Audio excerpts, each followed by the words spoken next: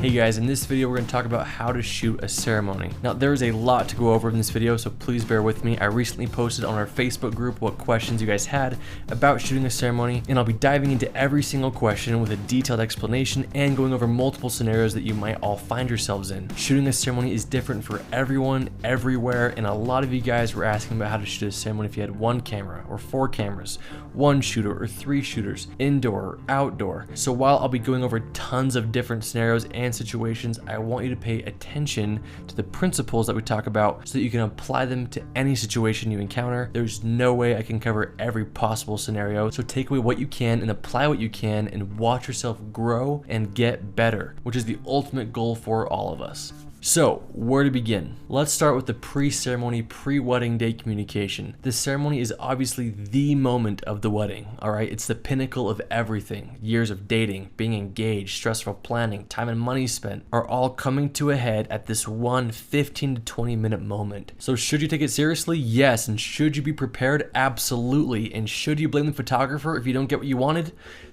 Well, I'm getting ahead of myself, but we're going to get to that. So let's start with the pre-wedding day communication. You want to arrive at the ceremony fully prepared. You want to know what the schedule will be like. You want to know who will be saying what, who will be where, and what the bride envisions happening during that important moment. Before my weddings, I like to either jump on a call with my brides and wedding planners, or even just a simple email and ask a few questions such as, will the bride and groom be reading personal vows, as in the ones they write themselves and read to each other, not to be confused with traditional vows that they repeat back to the officiant. Knowing this helps me determine my camera setup and also if I want to suggest the bride to wear a lav mic or not. For example, if the bride and the groom aren't saying their own vows, then that means the officiant will be saying 90 to 95% of the ceremony. So he will be just as important, if not more important, to focus on in regards to camera angles and lav placement. Next question, will there be a DJ covering the ceremony? Sometimes the DJ is there from the ceremony to the reception, and sometimes the DJ just comes for the reception.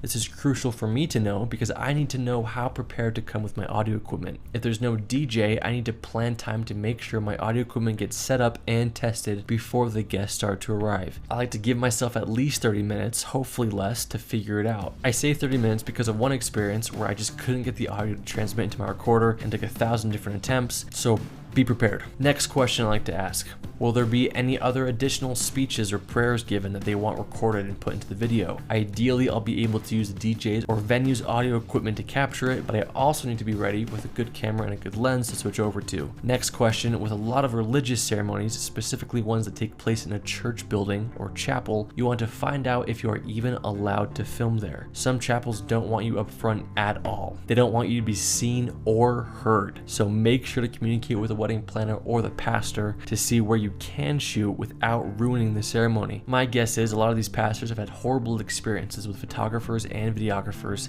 hence this rule. So respect the rule, be courteous, and just do your best. And lastly, are there any special or sentimental moments or details or people that they want me to focus on during the ceremony? For example, some brides have dogs as ring bearers and want tons of footage captured of the dog. Or there's a floral arrangement or a grandmother they want to have a lot of screen time, things like that. Your job is to produce a beautiful video for the bride and the groom, and beauty comes much more naturally when it holds sentimental value. So find out what those things are before you show up. Moving on to the wedding day, let's talk about pre-ceremony. First things first, let's get the big one out of the way. Working with photographers. I've loved most of the photographers I've worked with, and I hope you do too, but yes, you'll always run into problems. Even in my experience, with great communication, stuff happens. So step number 1, find the photographer and put together a game plan. Make sure you know where you'll be and then plan for everything. And don't get angry. The photographer has the ability to capture every possible angle of the ceremony much easier than you do. So don't get mad when they walk into one of your 4 shots. It's going to happen. For example, when I put a camera in the back of the venue in the middle of the aisle, there's obviously a 99% chance that the photographer is going to want to get a shot in the aisle and block my view. Is it their fault? No. You can't claim dominion over a certain angle just by putting a camera there. Don't be stupid. So I talk with photographers. I tell them where I'm going to be and tell them where my cameras will be. I tell them not to stress too much about getting in the way of my cameras, but to just be mindful that they're there and hope that they're courteous. But then I also put my cameras in positions and heights that hopefully remove any possibility of the photographer blocking my shots, which we'll get to later. I like telling the photographers that I'll just stick close to them so that we can both get a variety without the other being in the shot. This may work for you, it may not. It works for me. We'll come back to this a lot as we move through the process of the ceremony, but as for pre-ceremony, establish a good relationship and game plan with the photographer. It'll work wonders. Next person you want to talk to before the ceremony is obviously the wedding planner. You should already have all the details you need from your pre-wedding day emails, but double check with her on the schedule and placement of everything. Make sure you know which side the bride will be on and which side the groom will be on. It's different every time. And lastly, you should have already connected with the bride and the groom by now on the day of, but double check with them about wearing a lav mic. I send my brides a questionnaire before the wedding day where they can check yes or no to wearing a lav mic. Most don't want to, but if the bride wants to, I make sure there's a lav ready to go on her dress, which we talk about in a different video, so watch that if you haven't. I make sure to find the groom and make sure the lav is on him right before the ceremony and that it's ready to go. Depending on the schedule, sometimes we'll start recording right then or just find him right before the ceremony and hit record. And then I'll find the officiant and make sure that they are laved and ready to go as well. All right, moving on to camera setup. You're probably going to be shooting with your cameras right up until the ceremony, so you want to be quick when it comes to setting up. I'll try and break it down on what to do with one camera, two cameras, or three cameras, and one or two shooters. Your audio should already be set up at this point and ready to go, so it's time to set up your cameras. Okay, before we dive into this, I want to mention that if you do not own a 70-200mm,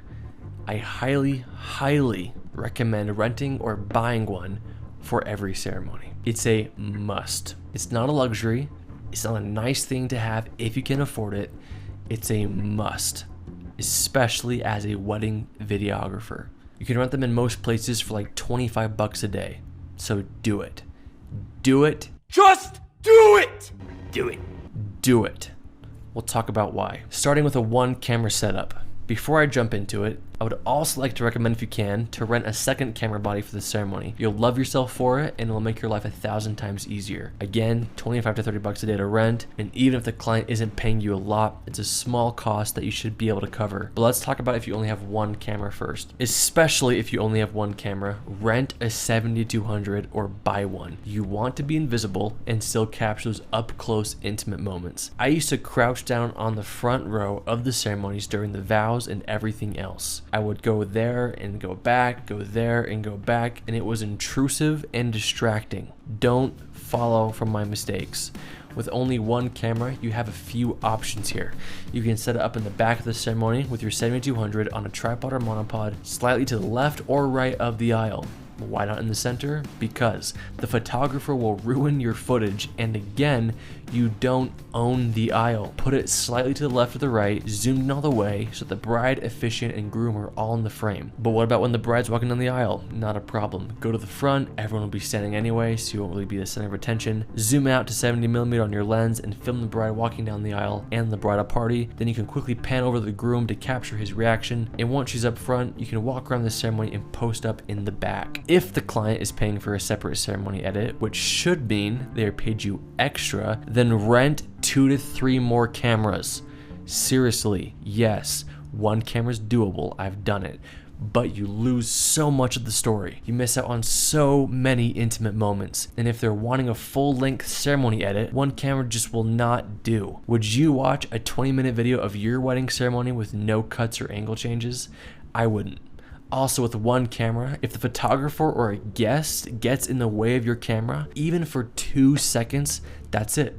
That's it. You have no other options. That lady's head or that photographer's arm will be in the ceremony video forever. Invest in your business if you want others to invest in you. Okay, so that's my rant about using one camera. So Jake, are you telling me to rent another camera and more lenses? Well, yeah, why not? That's maybe 75 bucks a day for one day, and to me, it's worth it. Even if you get paid nothing. Invest, spend a little, you'll make a lot more. All right, let's quickly talk about a 2-camera setup. Now you have a little bit more creative freedom. Even if the client didn't pay for a full-length ceremony edit, I always shoot with that in mind in case they end up wanting to purchase it after their highlight video is delivered, which happens about 50% of the time. So with that in mind, if you have two cameras and let's say just one 7200mm, I would post up my 7200 in the back, again zoomed in so that the bride, groom, and officiant fill the frame. And with my second camera, I would have it on me at all times with maybe a 50 or 85mm. I take that versatile camera to the front to film the bride walking down the aisle and still pan over to capture the groom's reaction in case someone stood up and blocked my other camera in the back. Once the bride gets to the front, I'd spend the rest of the ceremony in the back filming different angles of the ceremony taking place. Guest reactions, details, variety of shots of the bride and the groom standing up there, etc. This gives you a lot more freedom in the editing room to cut between shots in case anything were to obstruct the view of one of the cameras, and it makes their ceremony edit that much more engaging. Moving on to 3 cameras, which is what I currently am doing and using, and I'm incredibly glad I do and will never go back to anything less. Yes, you might be saying you can't afford it or don't have the means, but for those who do, or for those who are willing to rent some gear to try this and improve the quality of your ceremonies, this is for you. One camera is off to the side, zoomed in at 200mm to focus on the bride. The other camera is opposite to focus on the groom. The third camera is on me the entire time with again a 50 or 85mm. I still will crouch in the front to get the bride walking down the aisle and then stay in the back of the ceremony or in the aisle for the rest of the ceremony. This opens up so much more emotion for the final edit. You have a close-up of the bride as to capture those little quirks, laughs, and tears. And you have the same of the groom. Your third camera that you're carrying around can capture shots of the ceremony as a whole, the guests watching, details, etc. And you can only imagine what you could do with 4 to 5 cameras. You could have a camera solely for the officiant or the parents, or a wide camera for the entire scene. Possibilities are endless. So there you have what I would do with different amounts of cameras and one shooter myself. Once the cameras are set up, I wait for the groom to get to the front of the ceremony. He's usually first, and I make sure my groom cam is framed up correctly for him, and I set the focus and then turn off autofocus. He'll be staying there the entire time, and you should be fine at like a 2.8 aperture. If he side shuffles a little bit, he should still be in focus. I make sure my bride cam is rolling as well. With one shooter, you risk the chance that when the bride arrives and the guests stand, they'll block your view of the groom, so make sure the camera is far enough to the side so that it won't happen. But I always pan over to the groom after filming the bride in the aisle just in case. Once the bride is up there, I go to my bride cam, set the focus, adjust it if I need to, and walk away. This is where a second shooter comes into play. I always tell you guys that if you really want to up the production quality of your wedding films, hire a second shooter. Yes, you'll make less money, but the quality of your videos will go up incredibly, and you'll be able to raise your prices and book better weddings. Again, invest in your business if you want people to invest in you. For example, when I have a second shooter, I'm confident that when the guests stand up during the bridal entrance, my shooter will move the camera and adjust whatever he needs to on the groom cam so that no one is blocking the camera's view. Having a second shooter walking back and forth between cameras gives me the assurance and peace of mind that both of my cameras are in focus, working properly, and most importantly, recording. My shooter's purpose is to solely man those cameras and make sure that they're doing their job. And for those 20, 30 minutes, 10, 15, whatever, paying them is worth every penny. Moving on, the last thing I want to touch on is setting up lights for indoor ceremonies if needed. If possible, I try to avoid it. The bride and the planner have gone through a lot of work to have their ceremony match a certain vibe and mood. You don't want to come in with your tripods and your lights and ruin that mood. Make sure to communicate with them if you feel like it's necessary, and if they are okay with it, go for it. If you need to, I would make sure to have 2 lights, one far behind the groom as to light up his back and also illuminate the bride, and one behind the bride to do the same to the groom. Match the temperature with the room's lighting, or get as close to daylight lighting as you can, and then adjust your camera settings as necessary to give you a pretty white balance. But again, if you can, avoid this. Alright, so now you know where I'd place my cameras and how I'd use those cameras with 1 or 2 shooters. Let's quickly dive into the ceremony itself. Before the ceremony starts, priority number 1 is to make sure that all the lav mics and audio recorders have been tested and are rolling. I'll then double check with my second shooter or check on my cameras to make sure the batteries are charged, the SD card has room, and that it's working properly. I'll then double check with the photographer to confirm our game plan. Once the ceremony begins, it's time to remain calm. Remain calm. Make sure your cameras are rolling, and then quietly place yourself at the front of the ceremony to film the bridal party entrance. Be courteous and be quiet. Don't block someone's seat, and do everything you can to not be a distraction. You don't even have to be at the front if you don't want to. You can be behind everyone, zoomed in tight, or get the bride walking from behind and show off her dress. But for me, being at the front is the best angle. Once the bride has reached her groom, I back up and film from afar the handoff from the father of the bride to the groom. Once that happens, the audience is seated and it's time to triple check on everything. First, I go to my closest camera if my second shooter isn't there and make sure the framing is good, that it's rolling and exposed properly. I'll do the same with the other cam, then head over to the DJ or audio table and check to see that my audio recorder for the house audio is working and rolling. Once everything has been triple checked, I start filming with my C cam.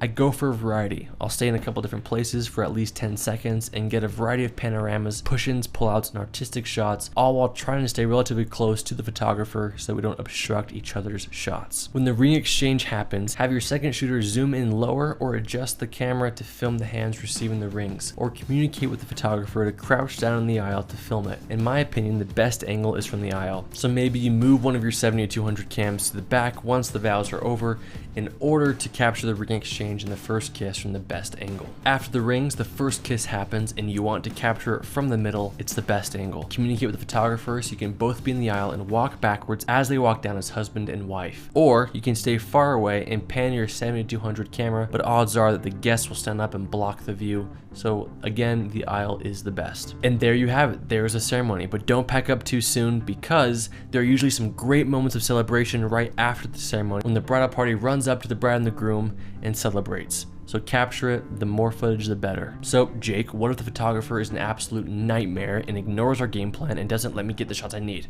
Well, all the more reason for 3 cameras. Even if there are 2 photographers and they both happen to block a camera at the same time, that still leaves you one good angle for you to use in post if you need to. The photographers are just doing their job. Most of them won't prioritize your shots over theirs, and I doubt you would either. So deal with it and don't blame them. After you've communicated, established a good relationship, and established a game plan, the ball's in their court. And if they don't want to follow along, just do your job the best you can with confidence. And lastly, because you asked specifically for it, here are some of the mistakes I've made with filming ceremonies in hope that you don't make those same mistakes. Missing the first kiss. Putting a lav mic on the officiant that had such a low battery it died before the ceremony started. He was the only one speaking the entire ceremony and I missed it. Filming the ring exchange up close, which blocked everyone's view. Packing up right when the ceremony ended and missing an incredible celebration toast. Setting up the groom cam in the wrong spot so that when people stood, they blocked the groom. Missing the groom's reaction completely on both cameras. Putting my ceremony cam in the middle of the aisle, which the photographer ended up blocking most of. Not hitting record on the audio recorders and having 0 backups. Not testing out new audio equipment for the wedding and ending up not having it working and having to use a shotgun mic audio. And so many others.